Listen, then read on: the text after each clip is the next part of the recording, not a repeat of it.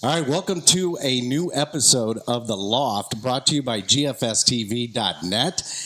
We are all about the entertainment business, all types, all styles, from all genres, and we're going to bring it to you live.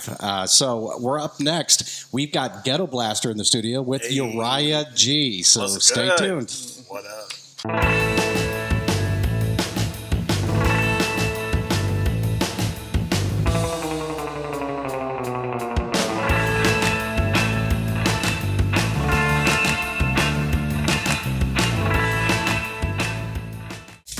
Okay, we are back, and again, welcome to The Loft. As you guys know, we are talking to Gettoblaster, and that is one of their songs, House. What's up? What's up? What's up? And man, I am glad to have you guys in the studio. We are happy to be here with you. Let's go. That is awesome. So we got Paul. Yes, Paul. We got Zach. Yep. And then we got Uriah G over here. Now, Uriah, he's going to be my co-host on this new show. So he's going to be bringing all the cool entertainment.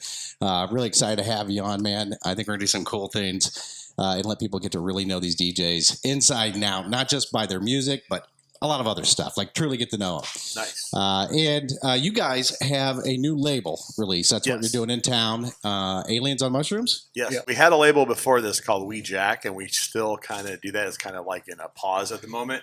And we started with a new brand called Aliens on Mushrooms. Okay. And what was the rebranding about?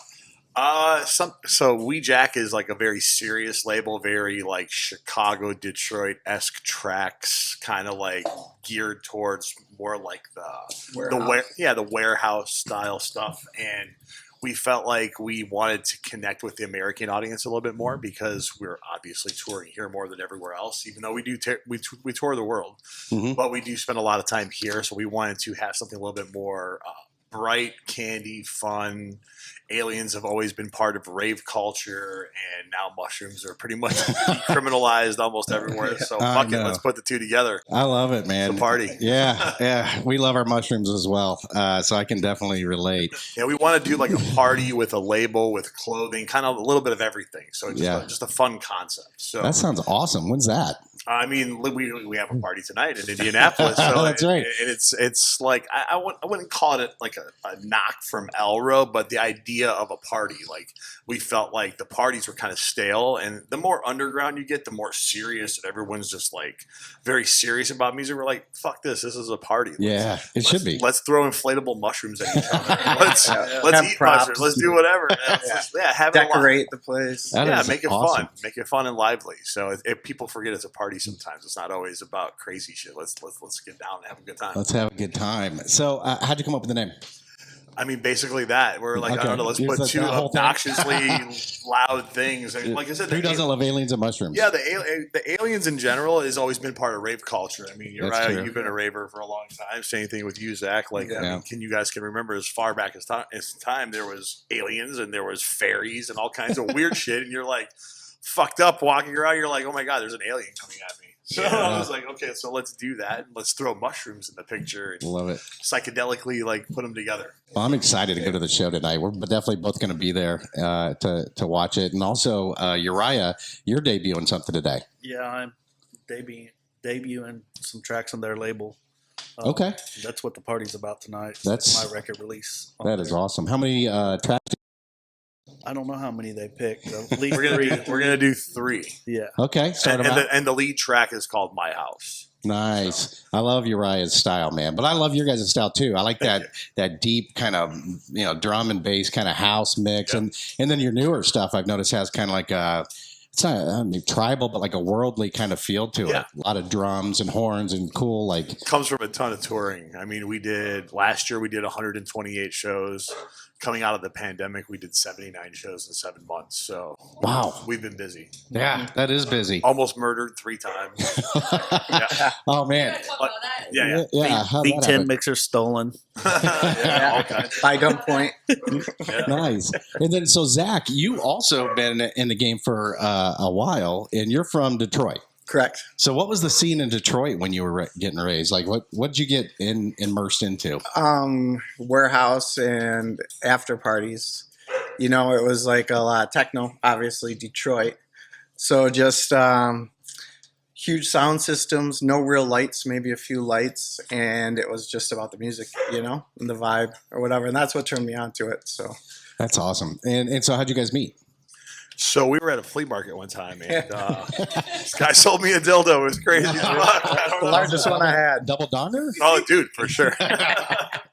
No, basically, I was a big thing in the rave scene in Chicago at one point. in Indiana Yeah, and Ohio. Well, I was born in Indiana, but I lived in Chicago, and I was part of a huge crew called Boogie Tribe. We did the Live on the Deck series. We were the first people to bring Richie Houghton to Chicago, and did a lot of warehouse parties, but like on a larger level. We took it from like the little 500 person raves to like we peaked out at 18,000 people at our biggest party. Nice. We had Armand Van Helden, KRS One, Rabbit in the Moon at that one. We had A-Track when he was 16 years old back then. He just won the DMC. And I was playing all over the country. I think at that point I probably already hit 15 countries. But there was a couple promoters out of Michigan that were booking me. He was part of one of the crews, so we just kind of stayed friends. That's awesome. Like he was with one of the crews, and they would bring me all the time. And I really didn't do drugs, so we were at an after party, and I started playing video games. He thought he was the fucking man at like at Steve Madden. Yeah, and he's like running plays, and he's like Captain Football guy here, and I'm like a total dickhead that plays like skateboard games that hates football. But I know the cheat code, so I'm fucking throwing like 100-yard passes and just kicking his ass. He's like, fuck Pissed this. me off so bad. He threw the remote. He's like, fuck this guy. I'm like, cool. So that's how we became friends. Ironically, we threw remotes at each other. Yeah. And how'd you guys meet Uriah? I've met Paul when I was 15 years old in the rave scene. Wow. So I've known And that's a him. long time ago because you're like 60 now. Yeah, I'm 41. After his first bill, I touched his no-no spot. I just have booked him, even as Paul Anthony. Like, I just been around him my whole life. Okay. And so like kind of almost like a mentor, I guess, huh? A little bit? Like, just actually like a rave buddy. Like, if he played in the Midwest, I was there to see his show. Awesome. Ohio, I mean, everywhere. I would go and just kick it. I mean, the word on the street that people told me was like when I would play rave parties, I played them so often in the Midwest that like they would go because back then like you didn't have to know the name to go. So, like you're like, oh, I'm gonna go see like this guy play. Back then it was like if you didn't know who the person was and they were from Berlin and it was like some crazy techno, you're like, let's fucking go. And if it sucks, Paul Anthony's playing. We're good. That's kind of like how it happened. That's kind of like how I became a mainstay. Yeah. That's why I started doing mixtapes too. I actually sold over 100,000 mixtapes in 3 years. What? Yeah, I would actually like, Out of the back of your car, or how's that work? I mean, basically, yeah. I mean, I would drive around to record stores. At one point, the bootleg mixtape industry got pretty cool. A record store that I worked at, the owner had kiosks in all the malls in Chicago and all the flea markets. So I would sell that guy 1,000 tapes, and he would put 10 at every store, and then he would sell out in a week. I'd bring him another 1,000. So like, there was that much of a demand for dance music on mixes because you just couldn't get them. Yeah. And all the guys who were originally doing them, they blew up and they didn't have time to do them. So I was Ghetto House. yeah, I was like the Chicago guy that was still local, like doing it. So I sold a shitload of mixtapes. I mean, this one right here, I tattooed to my arm because I sold 20,000 of that one. Wow. What were they selling for? I would sell them for $10 to the stores, and they would sell them for 19. Nice. So, yeah, I made a grip on it. Okay. And did you just mix those in your house, or did you? I would record on an ADAT recorder, Yeah. and I would take the master to a place called Audio Video Technologies in Lombard, and they would do colored tapes, like a bunch of different type. I had a colored series, like I had red, orange, green, purple, yellow, black, and all kinds of different names of them all. Like there was so many different. Like this one was Chicago Life, and it was like a Chicago tour that I did all around the country. I was kind of playing only Chicago music, and and that's cool because I mean, like when I first heard, I guess what you'd call techno back in the day, it was way early. It was like as early as 1995. There were some places in LA because I was living in LA. And wow, you're old. I'm old. No, I am old. And I remember going to this one club. I can't remember what it's called, but it was like 120 beats per minute. It's the first time I've ever seen anything like this. The Dome. Watching the Freaks, I'm like, man, this is for me. But it wasn't anything compared to like the Chicago house style. How was that born? I mean, what's your take on what developed that? I mean, as far as Chicago house goes, like since I was a kid, it was a thing. So it started in 1983. I was born in 75. By the time I was conscious enough to be able to change the channel on the radio station. My dad's like, put on whatever you want. We're going for a drive. And I would find this weird shit that was like, I'm like, that's it. He's like, are you serious? I'm like, yeah. So like, that's how I was introduced to it. Then I found out later that 2 houses down from my house was Mickey Mix and Oliver from the Hot Mix 5, who was in the original group that put house music on the radio. So like in Chicago growing up, it was a radio thing. Like it was definitely something that like you would hear Pantera during the day. You would hear Poison, you would hear Whitesnake, and you would hear The Percolator. Like that was common trend in Chicago radio. So like you would hear house music along with rock and roll and other things. Like back then it was like Z95, and then I think they had even before B96 they had like WBMX and GCI. Like all the radio stations after 10 p.m. would do a dance show. So. Yeah, that's. I mean, in Indiana, we had, I think, WZPL that played just the top 40. We didn't have anything even close. Yeah, forever. But if you did on a good day, you could pick up some Chicago stations, and that's what we'd listen to.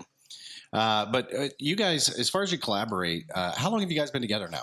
7 years. Yep. Okay, 7 years, and then how long have you actually been DJing, Paul? I mean, professionally since probably 95. Wow. Okay. I started in 89. I didn't realize that was what I was going to do until I continued doing it. And I was like, fuck, this is like all I do all the time. It was like the most loyal thing I had in my life. Yeah. And so what about you, Zach? 98. 98. So what was your first bit of machine sampler? What did you have? What got you started? What was the first piece of equipment you bought? To be an actual DJ, I had a realistic mixer from Radio Shack. That was the brand. It was Love a Radio Shack. 2-channel with like this little like needles that were like the thing for the meter. And I had a belt-driven turntable on one side, and I actually had a Technique 1200 on the other side. So Yep. Yeah, 2 Techniques and a Vestex mixer. Uh-huh. I was like, that's the golden spoon in the mouth. I had a fucking belt drive, but my record was bigger than the platter. I had to like twist little knobs to make sure. It's almost like putting a dimmer switch on your fucking light. As soon as you That's touch that how I belt, had to mix. as soon as you touch a belt driven, that motherfucker just stops. yeah. Stop. And if you want to speed up, you gotta like do this little thing in the middle. Gotta play with the little nipple. You know, it's a lot to it. It's a lot to it. The Radio Shack stores were pretty awesome back in the day. I mean, you could go in there and get just about anything. They were pretty awesome they were about pretty 5 cool. years ago when they disappeared. Yeah, they're just gone. And there's times I wish they were still around because I'm like, man, I wish I could get that cable right now. Oh, Can't get it. But so Uriah, what about you? What was your first bit of equipment that you bought? How'd you get started? I got started from a guy here, Top Speed. I remember I started taking DJ lessons from Top Speed when I was 14 Remember Top Speed? at Mars Music, way before it was yeah. Sam Ash. Yeah. And then it was just like, I did it, learned how to do it. It just wasn't my thing. It was like, I love being a promoter.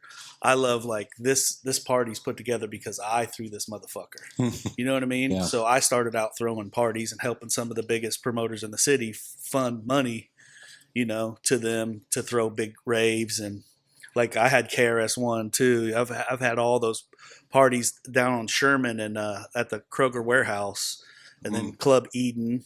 Yep. Weren't you part of that conference that happened here? I was here with KRS-One and a bunch of people like that. There was like an actual music conference one year. I was an investor, Okay, but yeah. it wasn't. No one ever would let me put my name. That's how I got KRS-One's number to book him in Chicago. Okay. I was here. Everybody else, I was just in the behind the scenes, but I've always been in the scene. Yeah, pushing it. And then I know for the longest time you had equipment in your house. I You just do it. I always have every Pokemon. When they come out, I have to have it like Yeah. the day it comes out. Yeah. So I have all the newest equipment as soon as it comes out. It's just because as a promoter, you want to have what's coming up or what is going to be on that next rider. Mhm. And being part of the business and knowing DJs my whole life, you know, the next, like the V10 mixers, like we have to have it. They're like, it's not even on anyone's rider. In 3 months, it's going to be on everybody's fucking rider. Listen to me. Okay, let's get it. Yeah. See, I he's told one, of, you, he's one of the few promoters I don't send a tech writer to because he already knows. I He have it knows. all. Yeah. Yeah. Yeah, he's in it. I know you've helped the club that you're one of the resident DJs at Yeah. a huge amount with sound system, everything that all the DJs need when they come in. Yeah. Yeah, That's you right. got it on. So what about collaboration? Like when you guys work with others, is there somebody that you really love working with? that's a tough one. We've done a lot. We probably have 350 records out, if not more, as Gettoblaster, and I've probably done, I don't know, 1,200 records for release under all my names. So, with that being said, it's like working with people. It's like, I don't know. I like working with people who know what they're doing. I hate when someone is like a perfect example is someone who's new at it that doesn't know their software or their hardware, and they're like, "Let me search for this kick drum." Dude, if you don't know where your kick drums are, I don't know. I can't make music with you because I know where everything is in my computer. I know where everything is on my gear. Like, I know how to work. I don't want to figure things out as I'm making a track. I want to know the gear so I can just let my creativity flow, if that makes any sense. Sure. So the collaborations, I like to work with people who know what they're doing, essentially. Okay. Well, let me put it this way. You've toured a lot. Yeah. Has there ever been somebody else that's toured with you that you're like, that's a class act? I know there's a lot of class acts, but is there one that stood out and you're like, really like touring with this person? Oh, man, that's tough. That's tough because we have played a lot. I mean, like I said, just in the last year and a half, we've done almost over 200 shows, actually. Over 2 years, 200 shows. Wow. You guys are on the road a lot. Franklin Watts and Harvard Bass, I would say lately. Yeah? Within the last year. Franklin's always dope to play with. Harvard, we've only played with him a few times, but he's on the label, and I love the way he plays. I love his music. It's like a yin and yang for us. You know what I mean? Yeah. Like, I like someone who doesn't do what we do. But if they do, then they don't want to play with us because then I'm going to scratch and be an asshole and show them that I do that better. Yeah, that's how it's supposed to sound. I try not to do that, but I'd rather tour with someone who kind of has their own thing. And because I feel like our sound, I mean, you listen to a lot of our music, right? So it sounds like us. By the time you get to track 5, you're like, fuck, I know that hi-hat. Like, like we have a distinctive sound, and I like to work with people who have a distinctive sound. So that way they sound like them, we sound like us, and it just meshes well for a party. It's awesome. That's awesome. Does that make sense? Yeah, totally. Yeah. So is there any up and coming besides Uriah that you're going to put on your label, or how many people do you have on your label right now? Right now, I think we have, this new label, 15?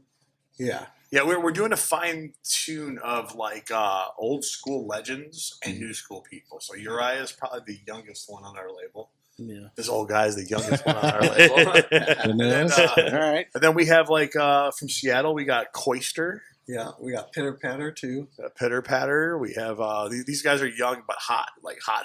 Like Coister, we found him on Shiba-san's label. Yeah. I just like knocked on the door. I was like, "Yo, do you have any more music?" And he sent me a shit ton of fire. I was like, "Oh my god, I don't even."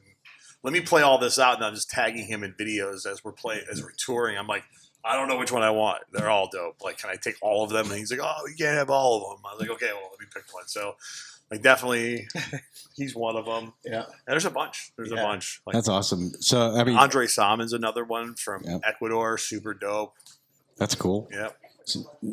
Yeah, he's got a lot of records. He's on Repopulate Mars. He's on Hot Creations. He's on our old label and now on our new label. We have Chris Larson from Toronto.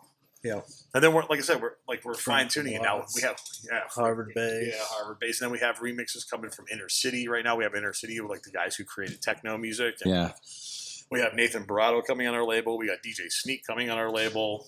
It's awesome. Saeed Yunin. Like I said, we have like a whole right now. We just did the schedule for our releases coming up because last year we only put out 4 records with the label. We've thrown more parties than we've put out records on this label. Yeah, but this year it's going to be like every 2 weeks there's a record coming out starting in March all the way. We already have the schedule into next year. So that's awesome. I mean, it sounds like with as many artists that you're signing, you could literally have your own music festival. 100%. Yeah, that's probably what's going. The goal. Yeah. Well, make sure I get a ticket. I mean, I'll pay. I just want to be there. I want to be there to see it happen. Okay, so listen, we're going to take a quick break. And when we come back, we're going to start the very first round of Ripped from the Headlines. Okay, and I'll explain the rules when we come back.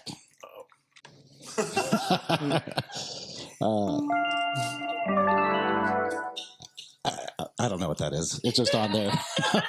It has a smiley face. I'm like, I'm going to see what that is. Be sure to check out Aliens on Mushrooms on Facebook for all the latest tours and information. All right, welcome back, everybody. Still here with Zach, Paul, and Uriah.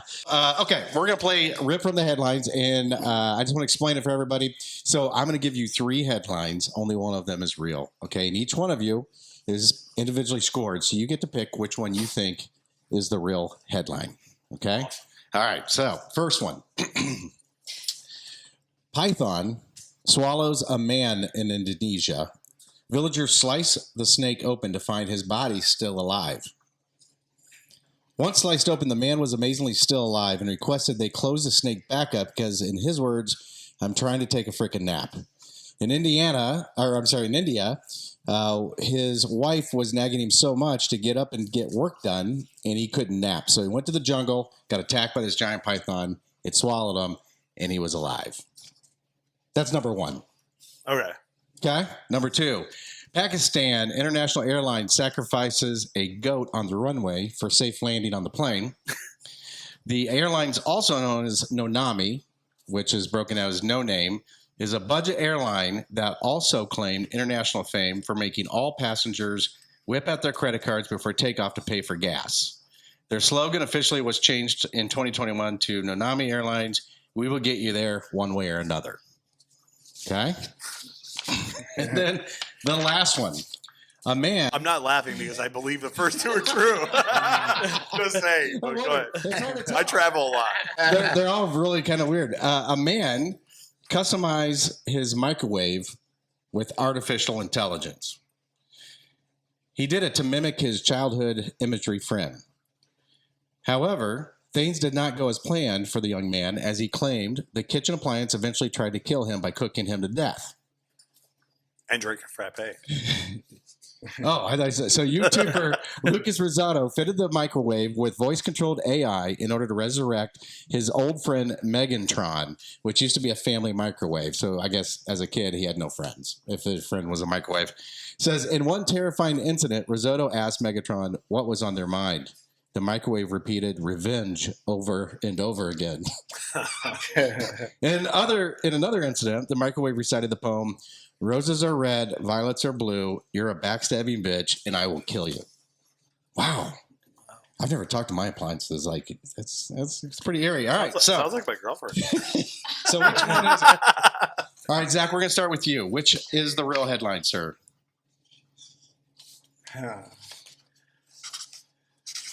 I'll do three, whatever. So you're going with the Your first microwave? two are so ridiculous.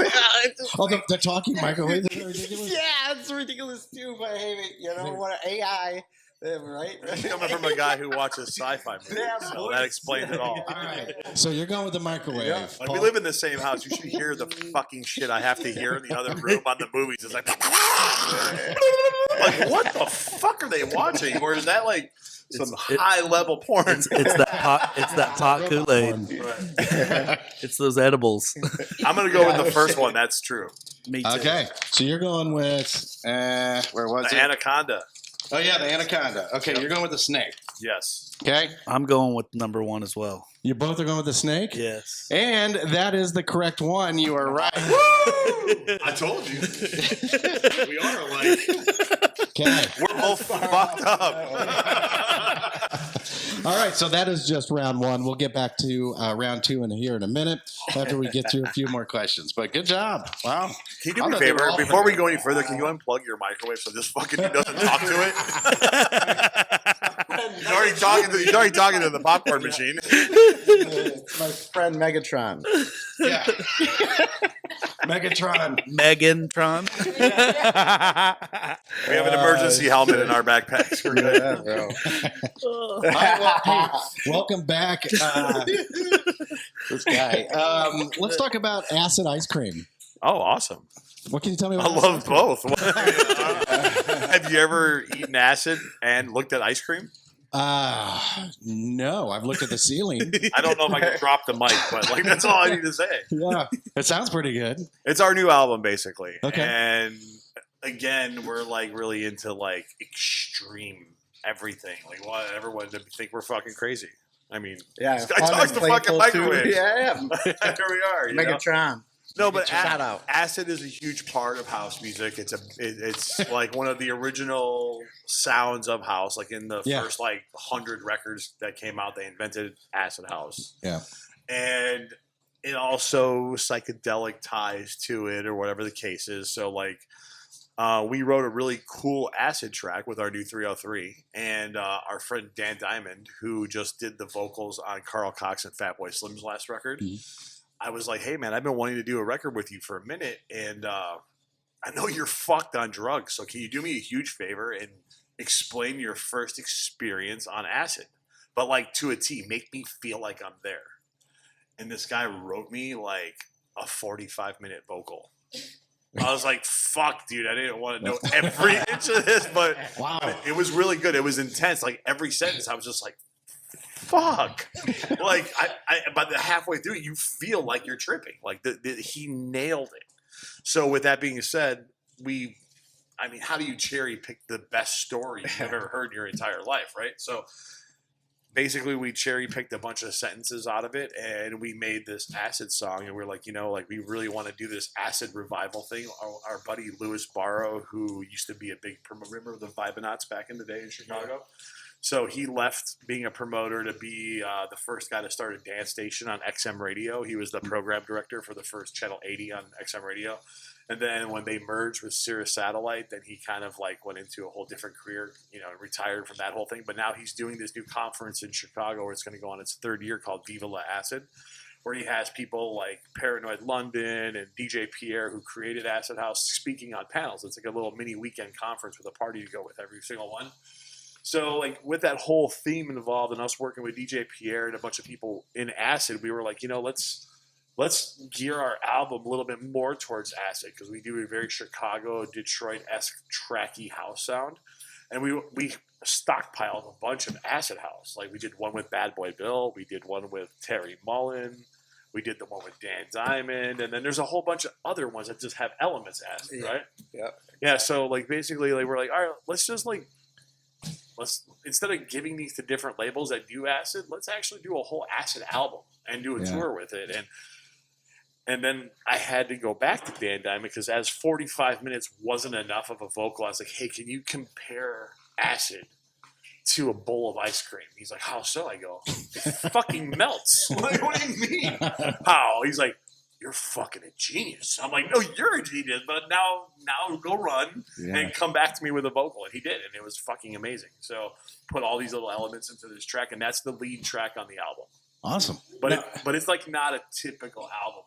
Against all our managers, all our agents, everybody, our distributor, people that help us with the record label, like 32 tracks. I'm like, fuck yeah, fuck the system. Don't tell me how to put music out. I want to make this the biggest fucking album that I've ever put out, because we've done multiple releases, big EPs, and I really want to have an album that has fucking 32 tracks on it. Yeah. Plus the last album we did was what? It's been a long time. We got that double album Tupac coming. Triple. It's Triple? Yeah, it's 32 tracks. Oh, okay. The average album is like 10 tracks. Yeah.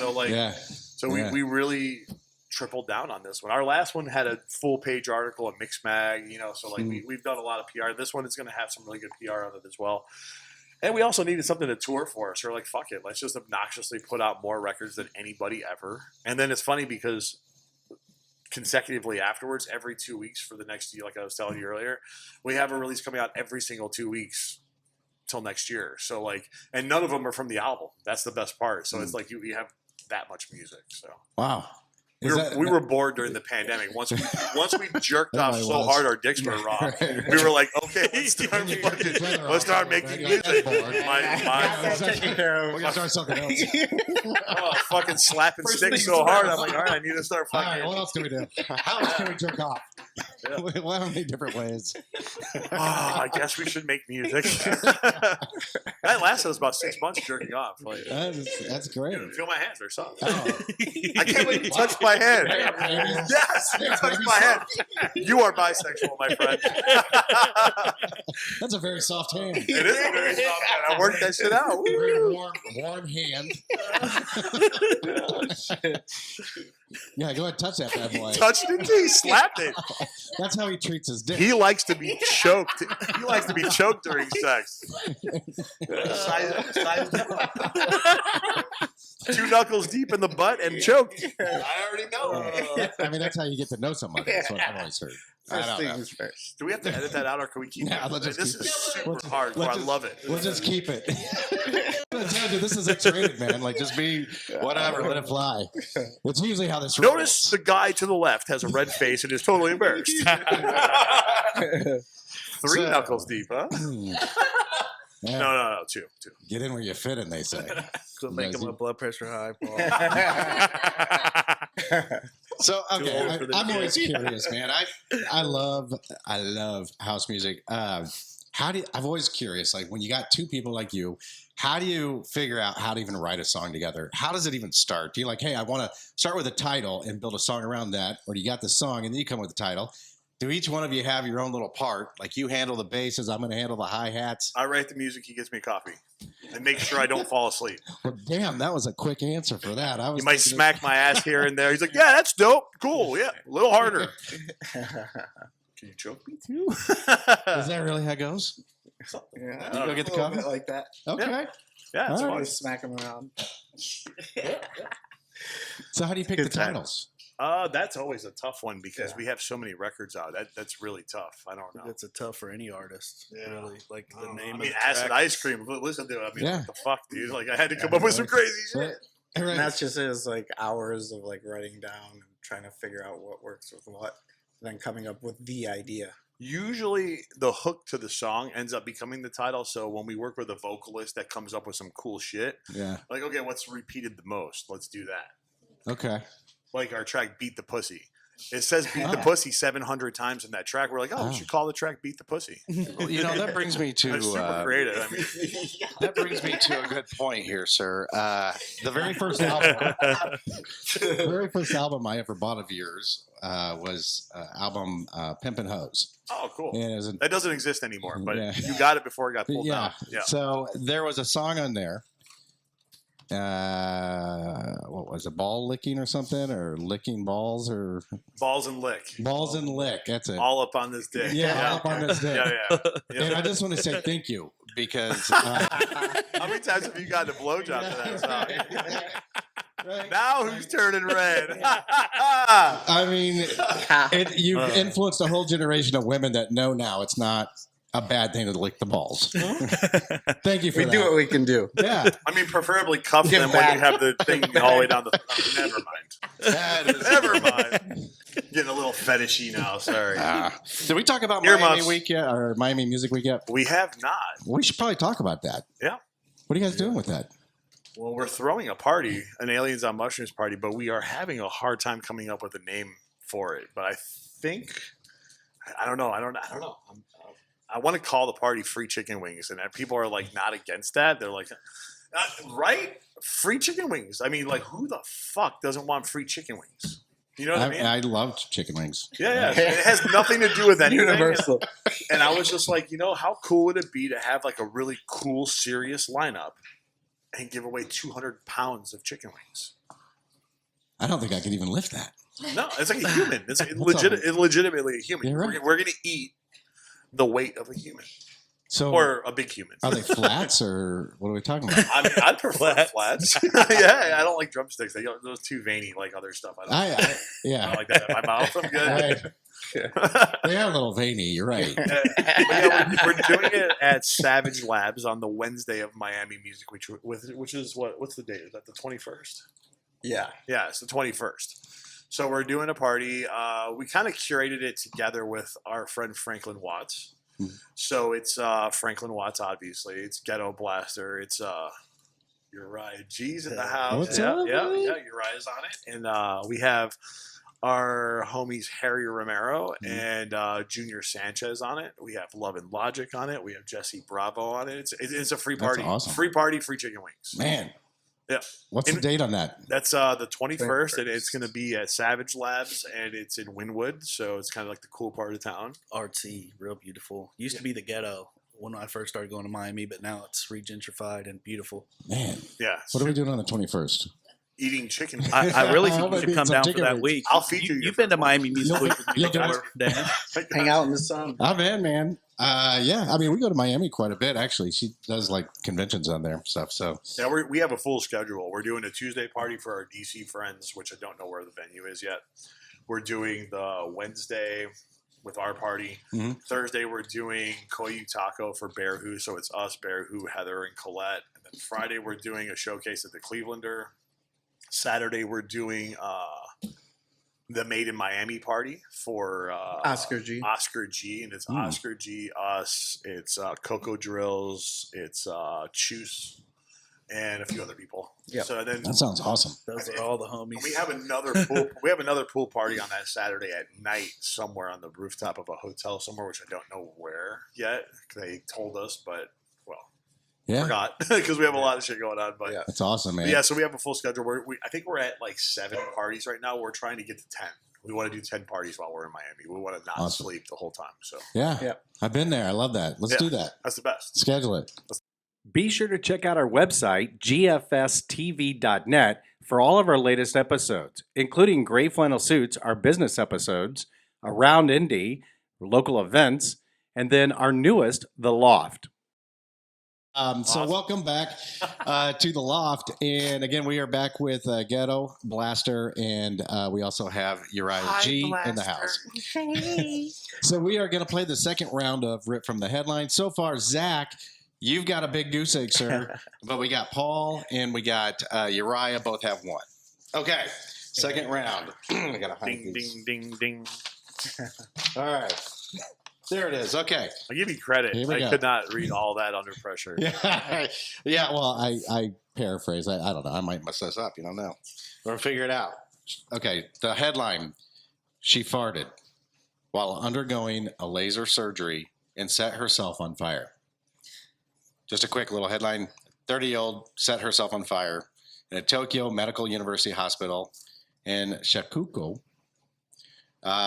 While undergoing laser Who surgery. lit the match? So that's the headline. Okay. Was it static electricity that sparked it? The Like, laser. Well, I mean, the laser? it does say, while the incident happened in April this year, experts confirmed that a non-flammable materials were in the operation theater during the time of surgery. This was confirmed, and it was also her flagellants that did this. And she got burned. Patients said the gas leaked through the other rooms as well. I mean, it must have been when the patient's intestinal gas leaked into the space of the operating room, it ignited a radiation laser and burn spread eventually throughout the whole surgical drapes, the whole building. The surgeon's eyebrows were singed off. That's so hot. That is so hot. It's such a look. Wow, what a woman, though, huh? Dang, don't take her to your Super Bowl party. That's a really bad queef right there. No birthday candles. No birthday candles. Yeah. Bad news. All right. No fires. A Canadian man steals 68 rubies in gold coins by shoving them up his ass. That's a lot. I never knew you went public with that story. What'd you do? It said you Leaked. snuggle $179,000 of gold in his ass. Ouch. And I guess he got caught because Someone sucked a fart out of his ass. he couldn't. Someone His ass sucked a was fart out of his ass. And they're like, damn, I'm rich.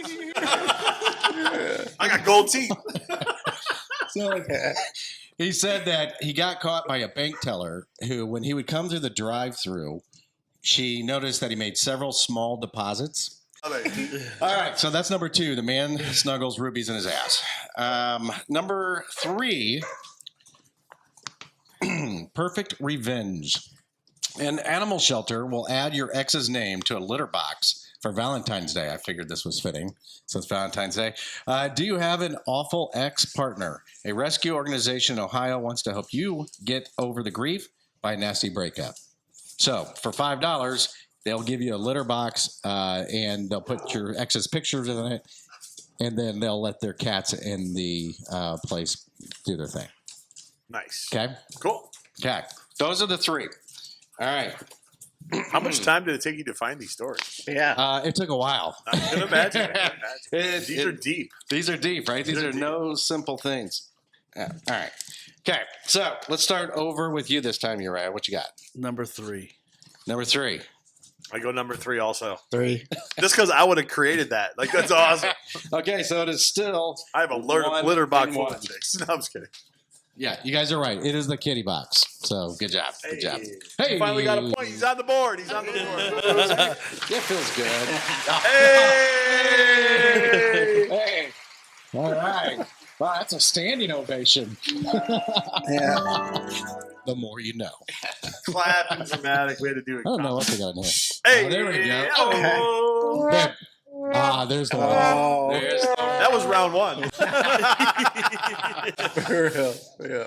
All right. So where were we? Oh, yeah. I was talking about your future. Like, what do you got coming up that you really want to make sure people know about besides Miami Week, Music Week, which we just talked about? You got anything else coming up? Aliens on Mushrooms is going to hit the country. Like, Okay. for sure. Maybe our residency in Las Vegas at Disco Pussy also. But yeah, no, our Disco Pussy residency is going to be every quarter. It's like once Okay. a quarter. So that's always a good time. We've done a couple Aliens on Mushrooms parties there too. They are equivalent with the inflatables, 500 inflatables, and all aliens. Not inflatable. Like, I know your mind is running wild Yeah, but after yeah. the last conversation. But yeah, that's a big one for us. We're doing a Canadian tour coming up where we're just like designated like a couple weeks to just Canada, everywhere from like Halifax all the way to Victoria. Doing some stuff in Australia too, so just a handful of things. Awesome. Europe too, so but can't announce the dates yet because the tours aren't fully booked yet, but they're almost there. You might have Okay. to cover up those tattoos in Australia, I heard. Oh no! Well, we'll put. I'm gonna bring you a kangaroo. Well, you can't have tattoos in. I've been watching. They're making them put makeup on. It's real What? bad over there right now. In Australia? Yeah, look it up. You can't just walk down I the street. can't with wear my tattoos? fuck off. They're like they've been making people literally put makeup on their tattoos. It's that like. Wow. They took away all their guns. It's bad right there right now. You know, I have an M on each cheek, so when I bend over, it says "mom." Mom. When I lay on my back, it says "wow." Nice. I do cartwheels. It's like "wow, mom, wow, mom." Fucking crazy. That's crazy. Nice. So Australia hates me. Australia hates that, me. that blows my mind. Yeah, look it up. Wow. What, the mom tattoo? How can they tell you Oh. not to have the? No, That country's for telling some reason you I what thought that to was do. normal. It's like- The headline was wrong. you guys, I mean, bringing up that you guys tour a lot. Yeah. What's it like to be on tour, man? What's tour life? I'll let you talk first. I mean, it's great as a duo. I mean, we get to like go check out cities. Everywhere we go, we try to stay there for a little bit and just like check out the city. Check out, Oh, do we? like, the And get- Do we really try to stay there? I mean, not This- stay there. Yeah, but- 6 o'clock in the morning. Flight's asshole over here. Are you sure we try to stay there? I want to make sure you rephrase.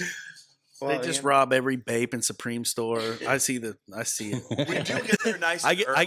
the FaceTimes that they're. We do get there nice and early, but we also like this guy's the king of. I want to save $50, so we're gonna fly out at 6 in the morning, even though we're leaving the club at 5:30. yeah, This guy. yeah, The red eye. yeah. One time I put my foot in his ass. I'm like, "Fuck that! Change it. I'm not going anywhere." That's tough, man. Yeah. That'd be a tough one. You know, So what? I learned my lesson. That was an No expensive more- lesson because I won't pay the no more difference. early. No more early. That's right. Any tales? Any tales from the tours? Anything crazy ever happened? There's You're a just like, wow, lot. I cannot believe that happened. I mean, there's a lot. Some of the crazier ones were when we were in different countries, like when we were in Europe. Like particularly, we did a month tour in Europe where shit was crazy. Like it was crazy. Yeah. I mean, Yeah. there's stuff we can talk about or stuff we can't talk about. All but right. Well, here's the one that we can talk about is when we accidentally smuggled a joint from London to France on the train and didn't know that they had drug dogs. But I threw the drug dogs off because I was eating a sandwich walking down. A sandwich hanging, pulling my passport out, literally like a full-on sandwich hanging. It was So, an ordeal. The dog's like trying to drool on my sandwich, but this dude's like, "Fuck, I got weed on me." I'm like, "Oh shit!" Good I didn't thing- notice that. No, I didn't realize it until we got to the hotel. Yeah, when we emptied our pockets. So you're like, get closer to the sandwich. We'll kind of like walk with yeah, it. yeah. So we got in there, and then I was like, "Well, that's cool." we don't have to look for weed while we're here. We have a joint. So before we play, we'll And a smoke. sandwich. Those two go No, I ate together that. well. I wasn't sharing that. I ate that. Yeah, So then we got to the gig, and he's got this. First of all, he downloaded this cool app that I wasn't even aware of, which is like Google it's like Translate. Google Translate, but it's like a next level. Like you can look at a French menu, hold it over, and it reads it in English on your Yeah. thing. But then also, like, you could talk in English, and it will tell the taxi driver in French where to go, and it totally helped us because he's like, I don't speak English, and I'm like, yo, and he's like,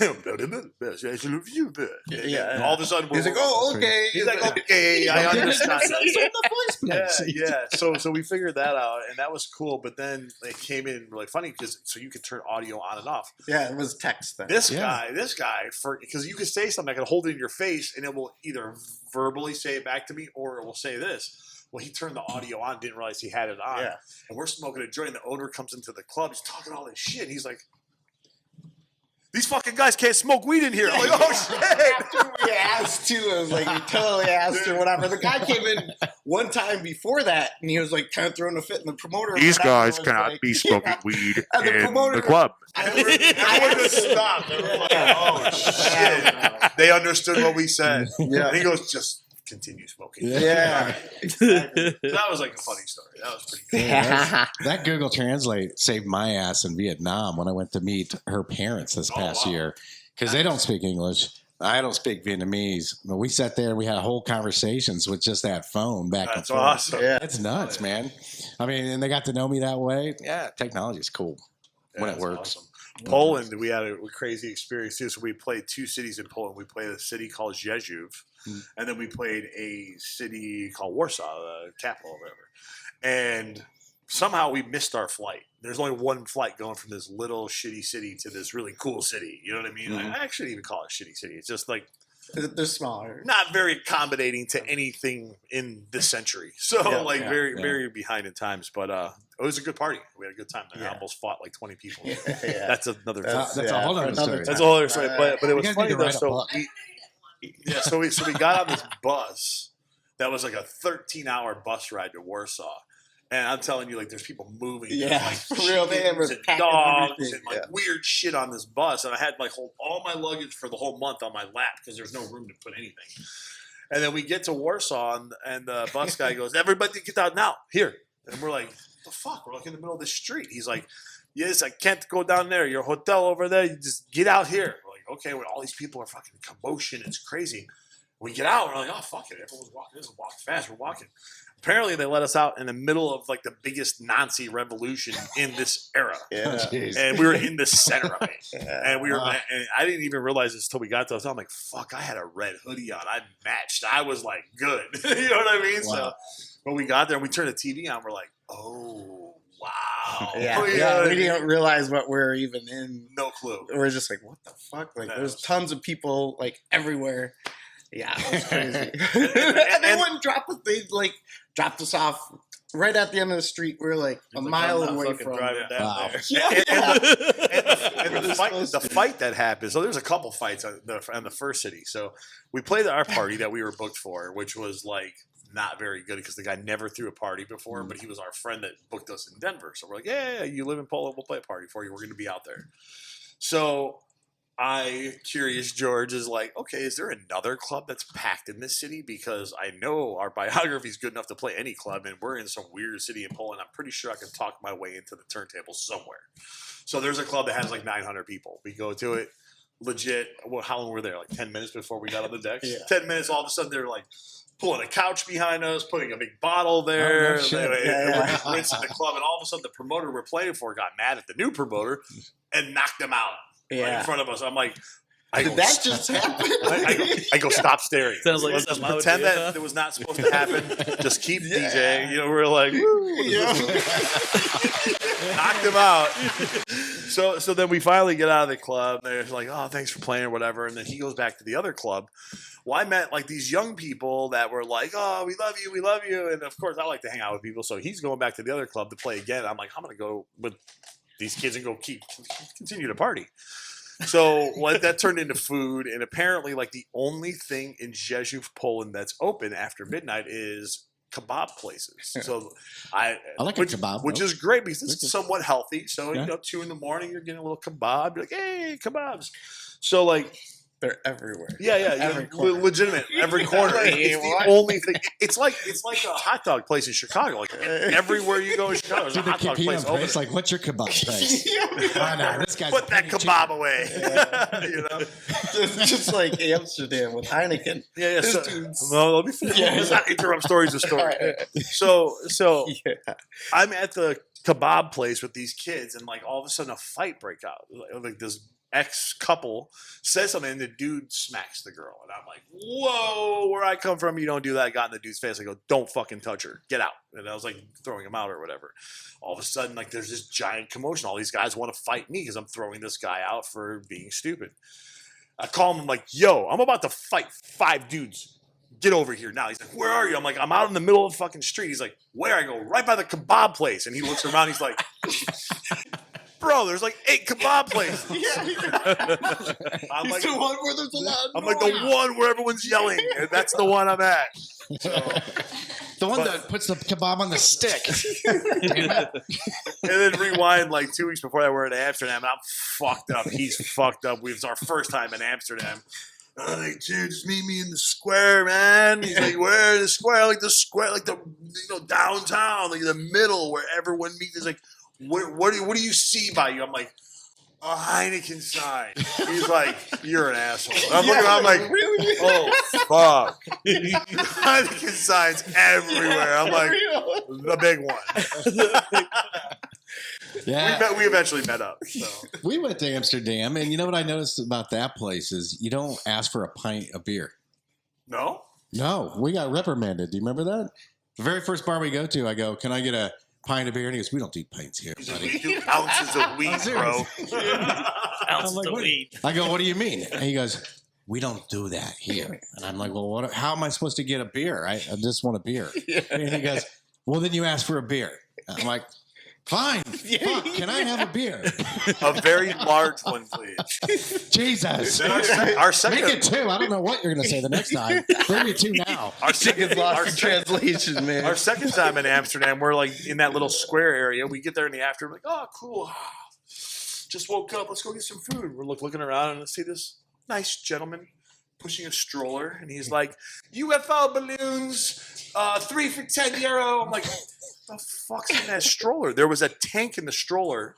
He had balloons tied to it. He's selling nitrous balloons. They call them UFO balloons. 10 euro for 3 balloons in broad daylight. And like, there's a cop arresting a guy out of a bar, and they're selling. I go, "Dude, this guy's getting arrested. This guy's dealing drugs right in front of him." Like, "Oh yeah. The city doesn't mind the nitrous. They just don't like that the balloons aren't biodegradable. Like, they don't like that." That sounds Like, about right. Yeah. And then you keep walking, and the guy's like, I'm like, no, cocaine. I'm like, "Oh, I love you. Yeah. Where have you been for so long?" You know what I found in Mexico? I know you guys have been there on the beaches. Oh yeah. That my first time, I was like looking over at this Canadian couple on the beach, and they had like some friends with them, and they started off with a few like sombreros, right? Then there was more sombreros and more sombreros, and then until they had like 30 hats sitting over there that they had bought from this guy on the beach. And I walk over these Canadians. I'm like, "Hey man, what's up with all the freaking hats? There's only 4 of you. Like, that's how you get your cocaine in Mexico, man. You buy it from the hat guy, and he puts it in the band." So they had like 30 freaking sombreros they bought that day. Alrighty. This one do. Hey, I'm gonna take my shirt off to that one. All right. Ready? All right. Hey, what's up? This is Missy. I do vocals and mostly spoken words. I'm on a lot of Gettoblaster tracks, and just want to introduce myself. Who's Gettoblaster? I don't know. Oh, They make good music though. I feel bad. I'm chewing nuts in the background. My bad. It's okay. I need that Supreme. It's ambiance. Thanks. So, what got you into vocals? Well, I did some stuff like way back when I was kind of just messing around, and then I met up with Paul. That's and, me. I'm asking the questions. Yeah. Hello. Hello, I'm Paul. Nice to meet you. And yeah, remember? Well, you said, how did Yeah. Yeah, I know what I said. Well, you know the story. I know. Well, I'm asking so that our audience knows. Yes. Okay. So yeah, we got together one night and you were like, "Oh, I need some vocals," and I was like, "Okay, well, I can do vocals."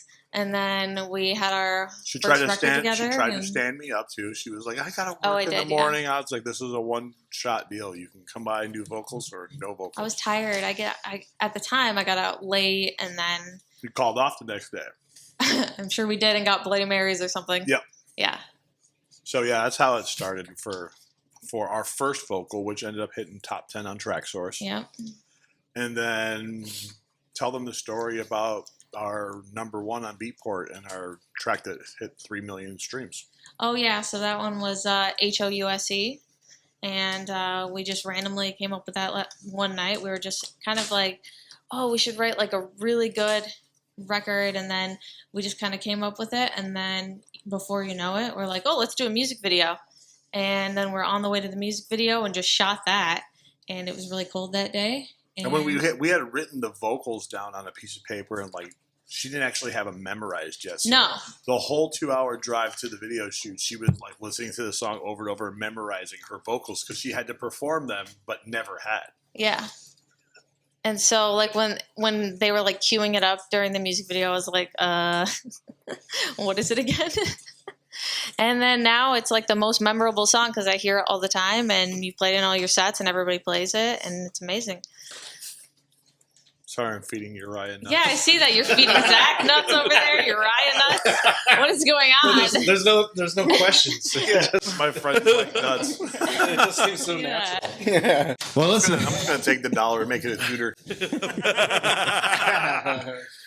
Well, listen, man, I've had a great time talking to you guys. It's been a pleasure, and then the talent in this room's phenomenal. Before we go today, what would you want to shout out, or what do you want everybody to know? Be on the lookout for the Gettoblaster coffee table book. Oh, We are doing a coffee table book. really? Yeah, so I don't know. The other day we were somewhere really boring. I forgot what city it was. I don't want to put anyone on blast, but I was like, dude, we should take a picture of graffiti in every city that we go to because we like graffiti. So we were like, and there's a lot of cities that have cool graffiti, especially the boring cities. So we were like, let's go take pictures with our iPhones. At the end of the year, after touring the entire country, we're going to put up all the pictures of all the graffiti from every city that we've been to and tell a little story about every city. And I don't know, all our friends would buy a coffee table book like that. So That's badass. I would. So I totally would do that. Yeah, so be on the It's a good lookout idea. for that. It's coming. that's awesome. We're probably sitting, I mean, after LA alone, we're probably sitting on like thousands of pictures. Uriah, what about you, buddy? It was You've got better good. questions than I do. It was really good. So, right, what do you got coming up, my man? Well, I got 3 tracks coming on their label. I'm just going to keep working and putting out music and keep bringing talent here and keep trying to live my dream. You know, He's got like 20 dope tracks, but it was hard. I had to pick 3. my son is a little older, so now I can start living my dream. You know, Yeah. I've put my life on pause for many years to try to raise my son by myself, and now I'm trying to live my dream. You know, Yeah, I love it, You got an man. amazing son, by the way. thank He you. does. Yeah, that's awesome, man. I appreciate you guys coming in. Look forward to all your future success, and congratulations, Uriah, for getting 3 tracks with their label. That is freaking awesome. So continue success to all of you. I appreciate you coming on. Thank you. Thanks for the nuts.